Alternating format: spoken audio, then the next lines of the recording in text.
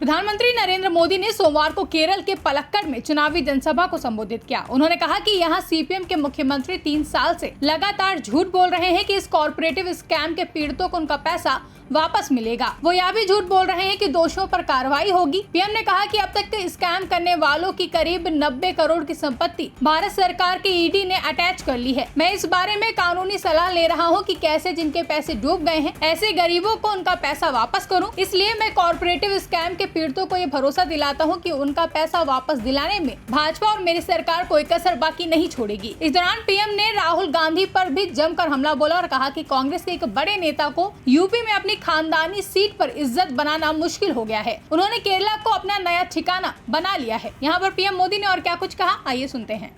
यहाँ सीपीएम के मुख्यमंत्री 3 साल से लगातार झूठ बोल रहे हैं कि इस कोऑपरेटिव स्कैम के पीड़ितों को उनका पैसा वापस मिलेगा। ये भी झूठ बोलते हैं कि दोषियों पर कार्रवाई होगी। ये आपका सेवक मोदी है जिसने इस केस की जांच करवाई।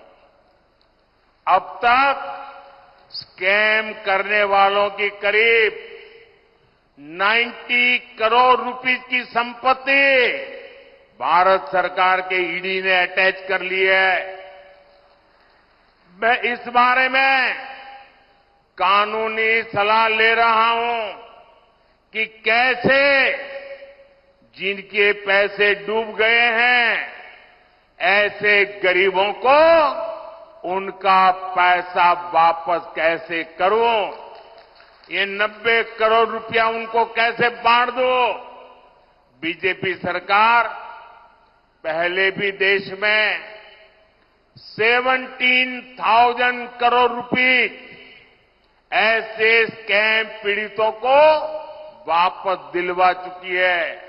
इसलिए मैं इस कोऑपरेटिव स्कैम के पीड़ितों को भरोसा देता हूं कि उनका पैसा वापस दिलाने में भाजपा और मेरी सरकार कोई कसर बाकी नहीं छोड़ी जाएगी। कांग्रेस के एक बड़े नेता जिनको यूपी में अपनी खानदानी सीट पर इज्जत बचाना मुश्किल हो गया है और उन्होंने केरला में अपना नया ठिकाना बना लिया है। चुनाव जीतने के लिए यहां कांग्रेस ने उस संगठन के पॉलिटिकल विंग से बैकडोर समझौता किया है जिसको देश में देश विरोधी प्रवृत्ति के लिए बैन किया गया है। लेकिन क्या आपने कभी सुना है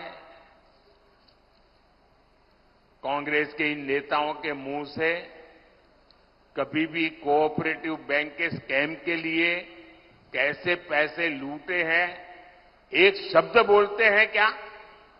कांग्रेस के ये युवराज केरला के लोगों से वोट तो मांगेंगे लेकिन आपके हक में आपके मुद्दों पर एक शब्द भी नहीं बोलेंगे।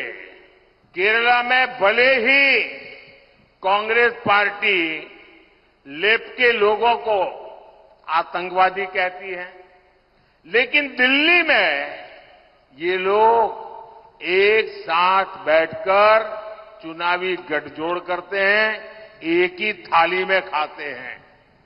यहां केरला से बाहर निकलते ही पड़ोस में तमिलनाडु में ही दोनों पार्टियां एक साथ मिलकर चुनाव लड़ रही है। यहां भाषण देते हैं कि आतंकवादी है और वहां मिलकर के चुनाव लड़ते हैं। और जो लेफ्ट वाले लोग कांग्रेस पर परिवारवाद के आरोप लगाते थे, अब वो खुद उनसे परिवारवाद के फायदे क्या है इसके टिप्स ले रहे हैं।